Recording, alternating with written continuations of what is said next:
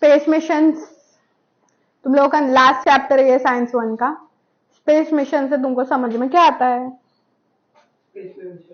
कौन सा mission we are talking about? Chandrayaan 3, Chandrayaan. हाँ, तो ये क्या है? रॉकेट है, सिर्फ रॉकेट है। So your space missions are the missions carried out on the earth to the space to know about different planets or the satellites in the system। मतलब solar system में ये भेजे जाते हैं, मतलब तुम लोगों के from earth to solar system, वहां पे जाके they will release your satellites on to that particular planet, जिसको हम लोग लैंडर्स के नाम से जानते हैं, and then they will deliver the information from there to your ISRO। ISRO क्या है? What is ISRO? Indian Space Research Center। Okay, so space missions in later half of 20th century result in development of making spacecraft to make the space voyages possible। अभी पहले के time में they're not like very in old age, but then 20th century में they have made a lot of, अभी पहले क्या था, सिर्फ एस्ट्रोनॉट्स जाते थे। Now we have been hearing about normal people can also go to space by simply buying an space ticket, है ना? तो yes, NASA is making that thing possible कि एक नॉर्मल, अभी जितने जो बिलियनर्स है, अभी तुम लोगों ने सबमरीन का सुना था बीच में? There were 5 passengers in the submarine जो बिलियनर थे, and went inside into the deep ocean, और जो सबमरीन है वो कोलैप्स हो गया, जान भी गई और 250 करोड़ भी गए। हाँ, they were exploring Titanic into the depths which is like 1000 meters, 5000 meters down। मतलब कितना नीचे है तुम लोग सोच नहीं सकते, वहां पे ऑक्सीजन की काफी कमी होती है। So इसी की वजह से एक्चुअली हुआ ये था कि जो स्पेसशिप था दैट हिट अ डेब्री, मतलब एक अंदर एक चट्टान थी, उससे हिट कर गया, एंड देन कुछ तो प्रॉब्लम होने की वजह से इन नेविगेशन इट कोलैप्स्ड, वो सीधा एकदम कोलैप्स हो गई और अंदर जितने भी लोग थे वो सारे मर गए। Okay, they bought like 2.5 crore का या कितने करोड़ का पर पर्सन टिकट उन लोगों ने खरीदा था, जस्ट फॉर एक्सप्लोरिंग डाउन। अपनी जान तो अपने हाथ से यही कर गए, लेकिन पैसे भी उनके डूब गए। नहीं, डेप्थ में पहुंचने से पहले ही वो लोग मर गए। Next is so your space craft जो होते हैं, these are specially design to enter into the area of no gravity. तुम्हारा जो सोलर सिस्टम है वहां पे ग्रेविटी है क्या? नहीं है, there is no gravity there. So these are main spacecraft which are designed to perform particular missions अर्थ से लेके बाहर सोलर सिस्टम में। So need and importance of space mission. Space mission किए क्यों जाते हैं और करना क्यों चाहिए? So we can contact a person in any part of the world. सबसे पहले तो ये मेन क्राइटेरिया क्या है, we can contact any person in any part of the world, it is only because of satellites. जो satellites अर्थ पे बनाकर space में छोड़े गए हैं, उनकी वजह से कम्युनिकेशन काफी हद तक जो है वो आसान हुआ है, क्योंकि जो तुम लोगों के वहां पे कार्ड्स छोड़े गए हैं, it helps us to communicate with our distant relative all over the world. We can gather information from all over the world. Internet के जो सैटेलाइट्स हैं, these are also available or sent into the space so that ये पूरी दुनिया में available हो, एक ही हिस्से में नहीं बल्कि पूरी दुनिया पे अवेलेबल हो। Next is it has become easy to get people alert before any natural calamity arrive and can take proper precaution. अभी जो सैटेलाइट्स है which is weather satellites, weather satellite से तुम लोगों को वेदर फोरकास्टिंग पता चलती है, और ये भी पता चलता है कि कहीं साइक्लोन आने वाला है या तूफान आने वाला है। तो व्हाई इज दिस पॉसिबल? क्योंकि जो सैटेलाइट्स प्रेजेंट है into the space that alerts the ISRO, और फिर वेदर नेविगेशन डिपार्टमेंट में वो लोग इत्तला कर देते, इन्फॉर्म कर देते कि there has been a thunderstorm और अ साइक्लोन कमिंग या सुनामी कमिंग, पॉसिबिलिटी है आने की। सो इसी की वजह से जो है वो प्रिकॉशंस उसके बेसिस पे लेने चाहिए। Next, during the time of war it makes easy to know the activity of enemies according to get prepared. अभी जो सैटेलाइट्स है, these are also a kind of satellite जो स्पेस में, देर आर डिफरेंट काइंड्स, तो ये few of them are your information देने वाले satellites, telecommunication के सैटेलाइट्स, देन ब्रॉडकास्टिंग टीवी वगैरह जो देखते हैं हम लोग उसके सैटेलाइट्स, इंटरनेट के satellites. So your one of the satellites is that के हेल्प करता है कि अगर कोई अपना दुश्मन कंट्री है, अगर वो कोई हमला करने वाला है तो हमको इंफॉर्मेशन मिल जाती है कि रिगार्डिंग दिस एक्टिविटी हम लोग को ऐसा लगता है they are going to attack our country. It also allows us to locate and explore fossil reserves.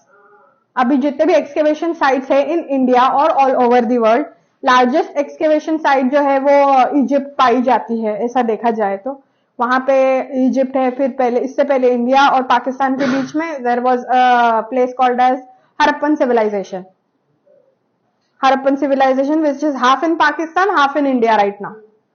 So that will the satellite will also help us to explore the places जो explore नहीं हुई है और वहां पे fossil remains पाए जा सकते हैं। Okay, artificial satellite, natural satellite जो होता है वो एस्ट्रोनॉमिकल ऑब्जेक्ट है which is created by nature and by default it is present in the space. But जो आर्टिफिशियल सैटेलाइट्स होते हैं these are human made in a space research centre so as to overcome the needs, जैसे कि तुम्हारे telecommunication हो गया, contact करना, internet हो गया, later on it also helps us to locate the activity of enemies, ये सारी चीजों के लिए। So other than planets, moon is the only natural satellite, okay, earth की। other planets have one or more than one satellite। artificial satellite जो होती है वो man made होती है और any planet के around it is orbiting। orbiting मतलब moving around to that particular planet, मतलब ऊपर नीचे आगे पीछे सब जगह से। Sputnik first artificial satellite was sent by Soviet Union in 1957। The artificial satellite works on solar energy। ये जो स्पटनिक था this was sent by Soviet Union, Russia, okay, in 1975। also works on solar energy, fuel पे नहीं बल्कि ये solar energy पे काम करता है। INSAT, GSAT launcher, GSLV and PSLV, IRNSS and IRS are artificial satellites functioning as weather, communication, broadcasting, navigational, military and earth observation satellites। ये जितने भी सैटेलाइट्स है, ये सैटेलाइट्स के नाम है तुम लोगों के, ये सारे सैटेलाइट जो है अर्थ के अराउंड ऑर्बिट कर रहे हैं without interacting with each other. Earth को इंफॉर्मेशन प्रोवाइड करते हैं रिगार्डिंग कम्युनिकेशन, नेविगेशन मतलब जो तुम गूगल मैप्स खोलते हो, नेविगेशन मतलब कोई जगह का या लोकेशन का रास्ता दिखाना, सो योर नेविगेशन के लिए है, कम्युनिकेशन के लिए है, military and earth observation satellite है, वेदर के लिए भी प्रेजेंट हैं ये सारे satellites. Okay, so INSAT, GSAT, GSLV, PSLV, IRNSS and IRS are your satellites. Orbits of artificial satellite. To put satellite in its proper orbit at a specific height above the earth's surface is done by satellite launcher। Now एक satellite होता है, अभी तुम लोगों ने the launch of Chandrayaan 2 देखा था? देखा था नहीं देखा था? 3 देखे लेकिन हाँ, चंद्रयान 3 जब लॉन्च हुआ था तब उसका रॉकेट कितना बड़ा था? कितना बड़ा था? अब जब लॉन्च हुआ तो वो कितना सा निकला था? हाँ, इतना रोबोट था। सो ये जो था ना, जो robot that walked on the surface of the moon was the main satellite, और जो बाकी जो बड़ा तुम लोगों ने देखे थे रॉकेट जैसा structure, that was the launcher. समझ में आया?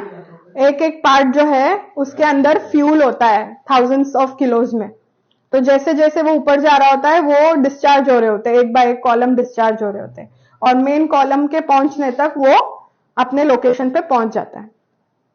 And then it opens the door and the robot comes out. Okay, so orbit को अगर ऑर्बिट में सही ऑर्बिट में प्लेस करना है अर्थ के कोई भी आर्टिफिशियल सैटेलाइट को, तो जरूरी है कि लॉन्चर यूज किया जाए. तुम लोग ऐसे ही सैटेलाइट्स भेज नहीं सकते. You have to use a particular launcher. So velocity is given to Vc in a tangential direction to orbit. As it starts moving, the Vc can be derived at once it starts orbiting the centripetal force. Now जैसे ही तुम लोगों का satellite एक जगह पे place हुआ, velocity is given to Vc. यहाँ पे Vc जो है वो वेलोसिटी दी गई है. काय की वेलोसिटी? सैटेलाइट की क्या अर्थ की? ट्रैवलिंग कौन है यहाँ पे?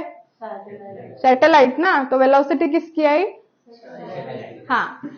सो इन अ टेंजेंशियल डायरेक्शन. टेंजेंशियल डायरेक्शन मतलब, टेंजेंट मतलब क्या होता है? और यार टेंजेंशियल डायरेक्शन, हाँ. Okay, so to orbit as it start moving, the Vc can be derived at once it starts orbiting the centripetal force. जैसे जैसे वो Vc मूव करने लगेगा, as in the velocity of satellite will start activating, तुम लोग वो calculate करना start करोगे. द सेंट्रिपिटल फोर्स तुम लोग को अच्छे से पता है. हाँ. So that can be derived with mvc square by r. This will act on the gravitational force and therefore जो centripetal force होगा it is going to be equal to your gravitation force. जो satellite का moving velocity है that is going to be equal to your earth's gravitation. Gravitation force between the earth and satellite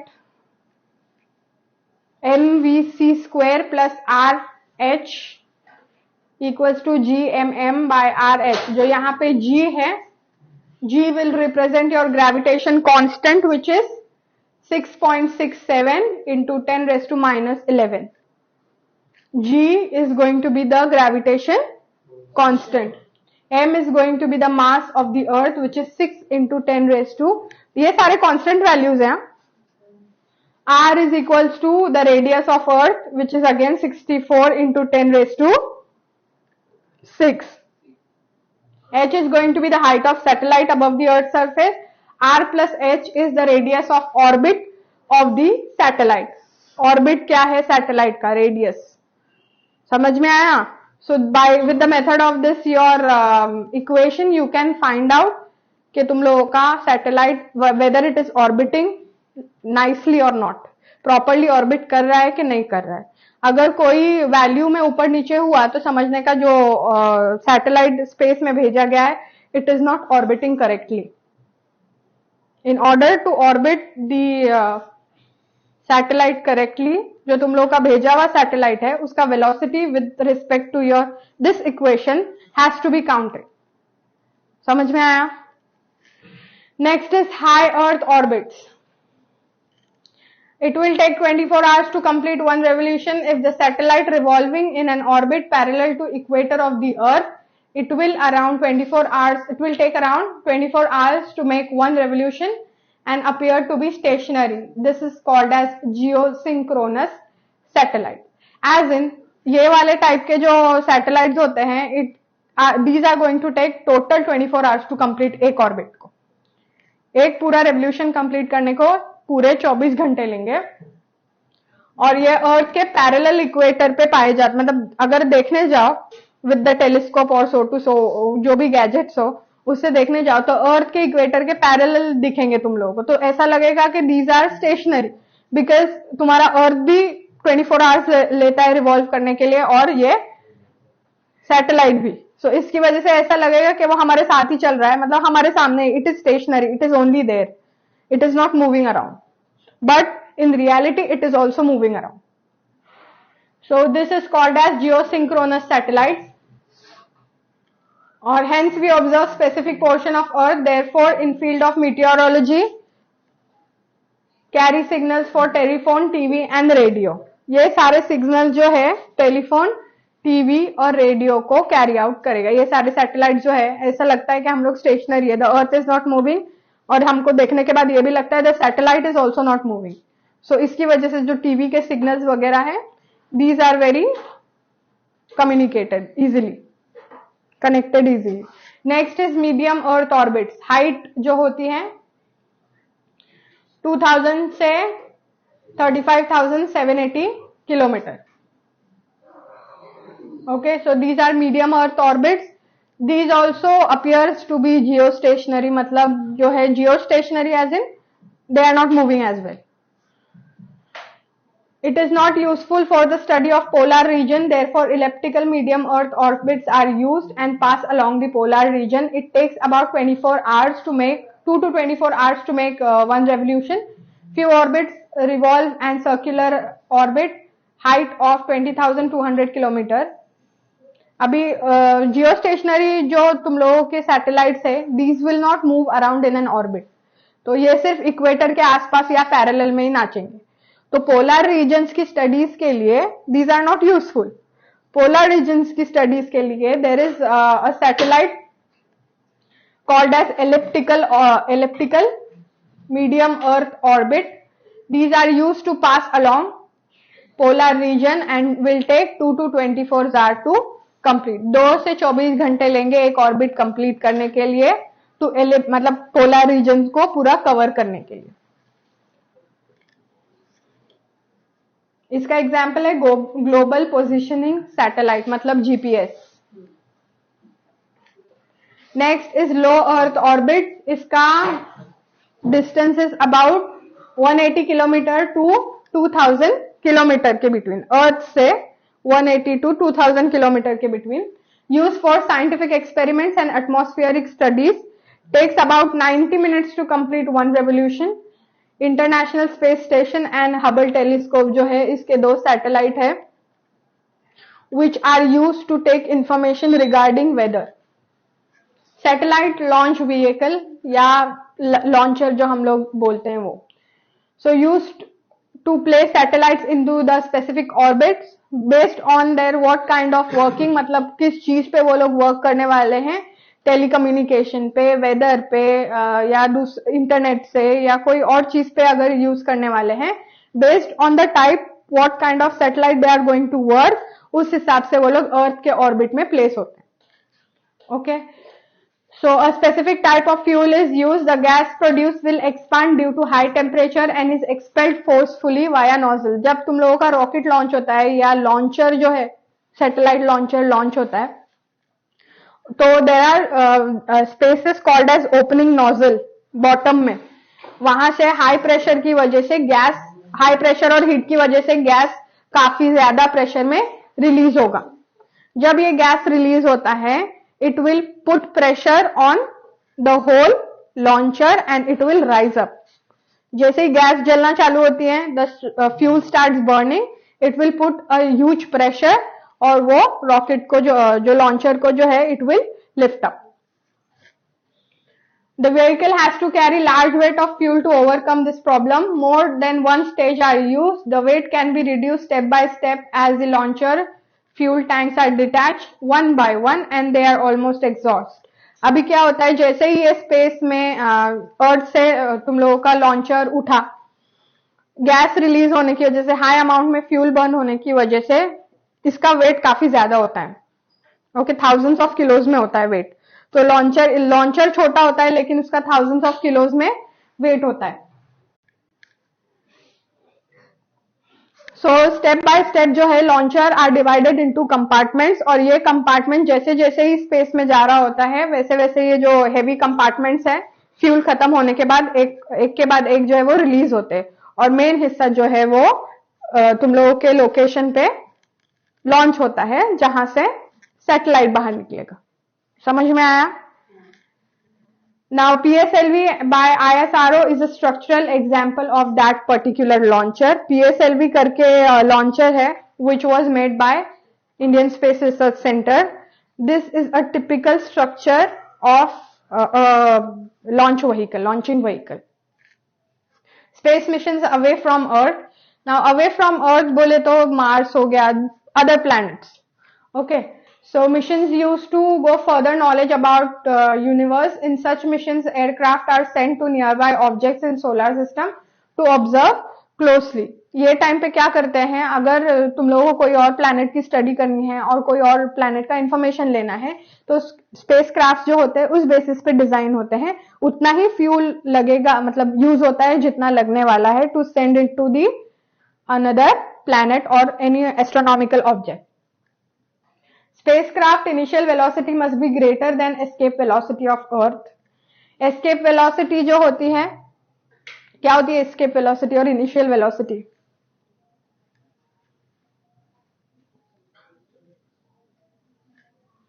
Initial velocity मतलब at the start. Escape velocity मतलब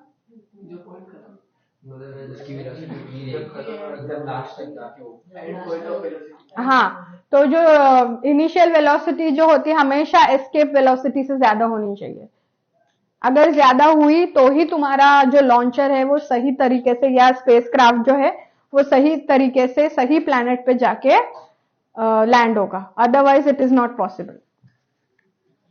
सो escape velocity count करने के लिए ज्यादा है कि नहीं है, this is the equation wherein G stands for gravitational constant, M stands for planet का mass, whatever the planet is, Mercury, Venus, Earth, Mars, Jupiter, जो भी planet रहेगा उसका mass, and R is going to be the radius of that same planet. So the equation goes 2G under V with velocity with escape under root 2gm by R. So your G is going to be the gravitational constant again, M is your mass of that particular planet and R is the radius of that particular planet. अभी यहाँ पे देखो उसका equation दिया हुआ है, solve करने के बाद you will get 11.18 kilometre per hour. ये अर्थ का दिया हुआ है, this is for earth. So the escape velocity of earth is 11.18 kilometre. तो इनिशियल वेलोसिटी जो होती है वो इससे ज्यादा होनी चाहिए. समझ में आया?